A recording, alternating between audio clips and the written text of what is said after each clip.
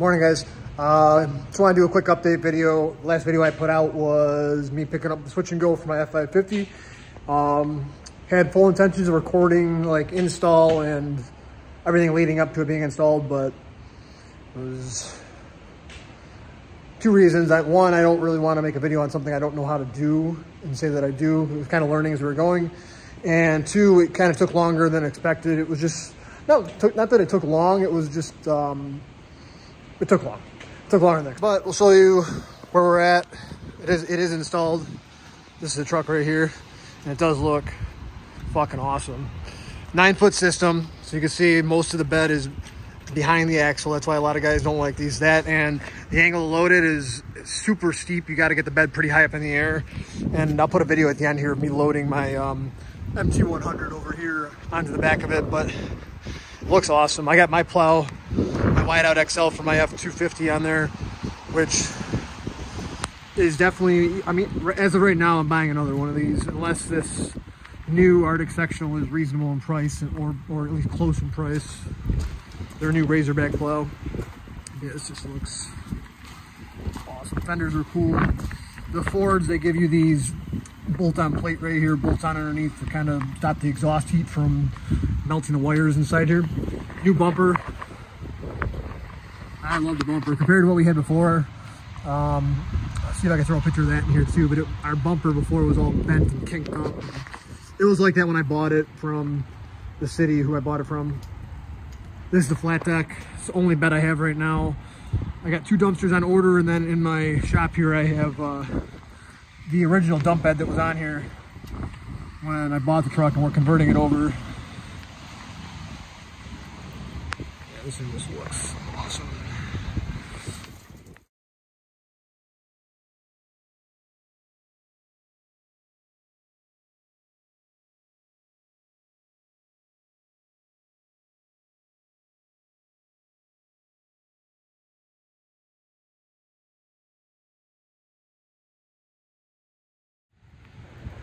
So like I said, it was kind of confusing. They didn't really give you instructions. I did find the instructions online at one point, but essentially what you got is the whole hoist system. If the bed wasn't on there, you see just the hoist.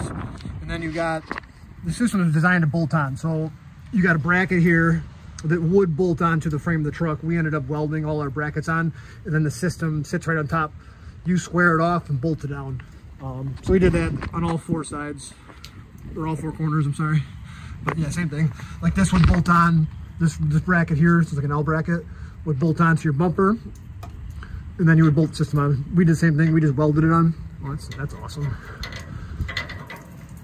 That's great. I tighten that up.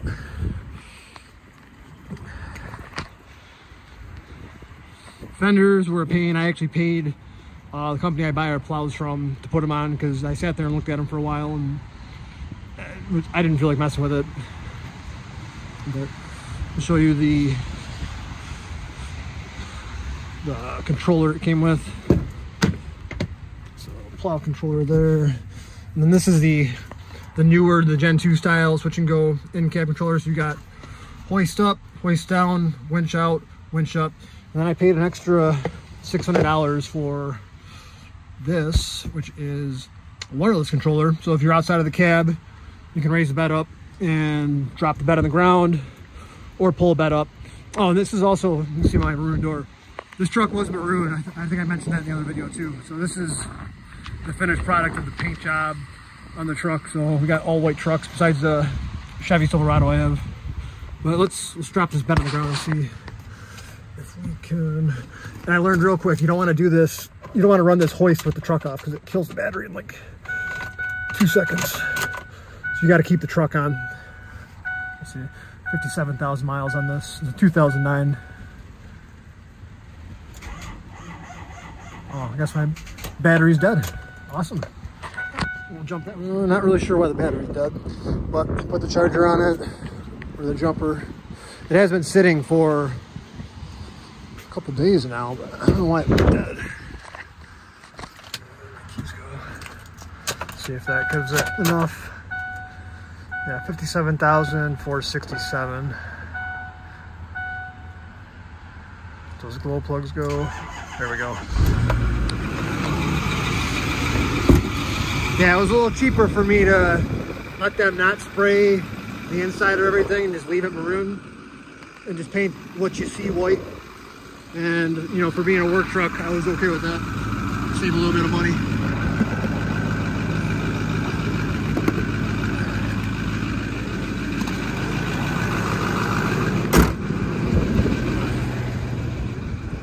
And it's raining, of course. It's April, or no, it's not April. It's almost April. It's the end of March right now. 35 degrees and raining. No more snow, hopefully.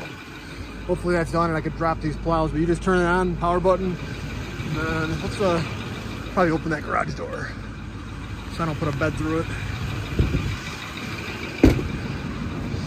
So essentially you got to raise your hoist up. Do that. Hoist up. And typical system, you'd want to be the hoist right above the cab for 11-foot systems and up. But this is, you'll see when I start dropping it, it'll want to like fall off. It's just the angle is so steep. So that, we'll stop there. We'll start hoisting it out, or winching it out. Sorry. You'll see when we get about halfway, it'll want to drop back a little bit. Well, maybe not. Right there. See that? So now you gotta hoist up to it. It's typically, like if you got a full load, you're gonna want to get it up to this angle here before you even start dropping it off. You want this hoist to be parallel to the subframe of the bed. So like about right there, then we can start winching off again, bring it right down to the ground. Now I'm wondering, I haven't done this yet with the trailer hitch on there, so let's see. That's gonna touch that.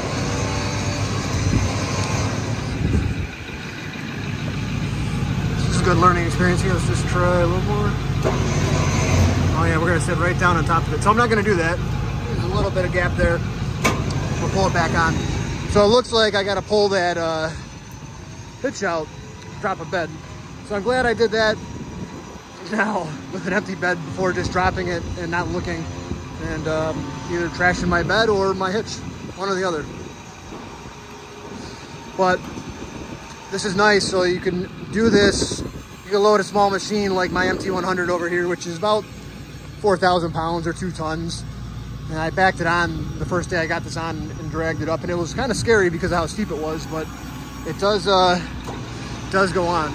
So you want to do, you got this button right here will stop the winch when it gets up there, and then you got a lock, this lock right here. So when this pulls up, that'll lock, sorry. When the bed drags all the way up, this lock will come up and lock your roller right there in. Let's see if we can see that happen.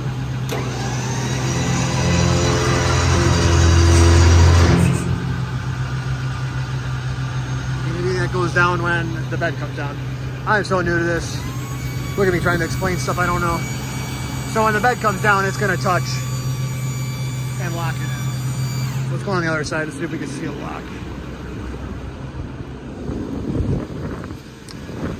That's probably the 4th time I've dropped this bed so far. Alright, so we can see a lock there.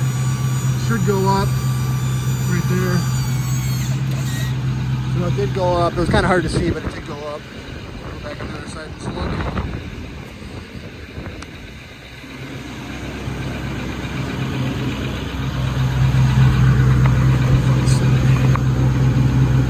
So I see it's locked on behind there. You can see it right there too, behind the wheel.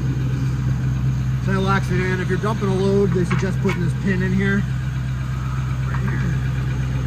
And that locks it in even more, so that bed can't, that lock won't drop at all.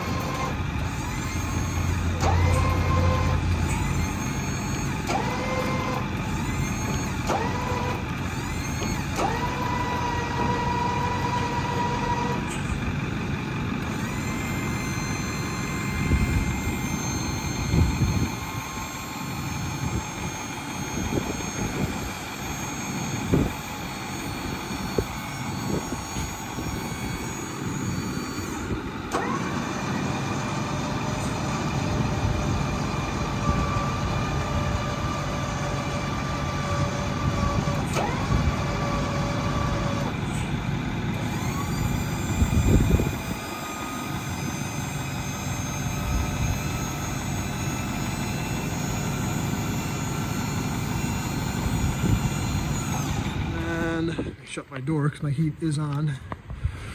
This is my old dump bed here. It's a mess in here right now, don't judge me. Old bed, 9-foot airflow body.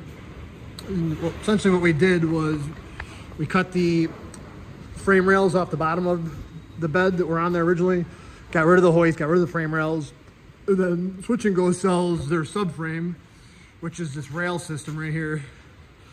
So this is where the rollers ride up, go down, and you got your hook right here where your winch would hook on, your rollers that I just showed you, this one would lock in.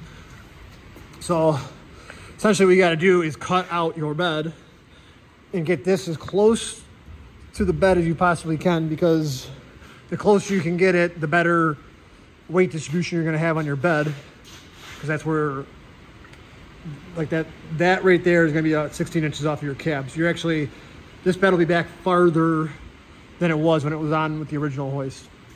But let's lift this up. Easier to show you what's going on underneath. And I'll tell you what, having a car lift is kind of awesome too, making this 10 times easier.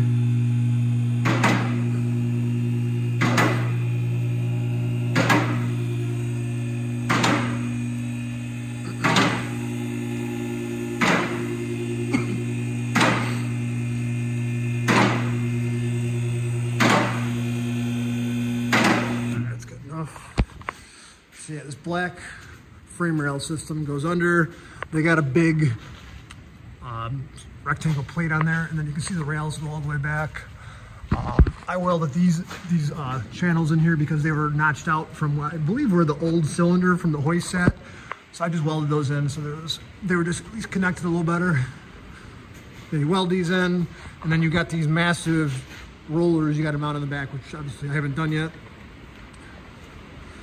Most of my time's been taken on cutting out the front of the bed and getting this frame rail system set up in there. And then what you got to do is box it in, because you got a giant hole in your bed after you do that. And this subframe costs $1,500. The wheels cost, I think, $200. So I opted to go this route instead of buying a new bed, which a new bed is probably $7,500 to $8,500. So $2,000 versus, we'll say $8,000, $6,000 difference. I think with the amount of time this is taking me, next time I'm just gonna buy another bed. But, so yeah, this, I had to build this. I had a huge hole in the floor there. Essentially what I did is I just took 1x1 tubing, framed this out, and put sheet metal on top and welded it all together. And you kind of see it here too. So this was all one piece before. So it's kind of time consuming, but I mean, I guess save a couple $1,000s. It don't look terrible. And then I got to paint this bed still. So yeah, hopefully we can get this up and running, because within the next week and a half, it sounds like we're going back to work full time. But and yeah, that's where I'm at with this right now. Hopefully we can get everything up and running in terms of this bed and our dumpsters. We ordered two 10-yard dumpsters. Well, one's 10-yard, one's an 11-yard. One is from Switch and Go, one's from Swap Hog, or I don't know, it's from a Swap Hog distributor. It's a different brand though, East something. But those should be ready hopefully mid-April, and we can get those going. And yeah, man. So I'll throw some videos of us pulling the MT100 up and what our truck looked like before, and whatever pictures I have from this whole process. All right, guys, thanks.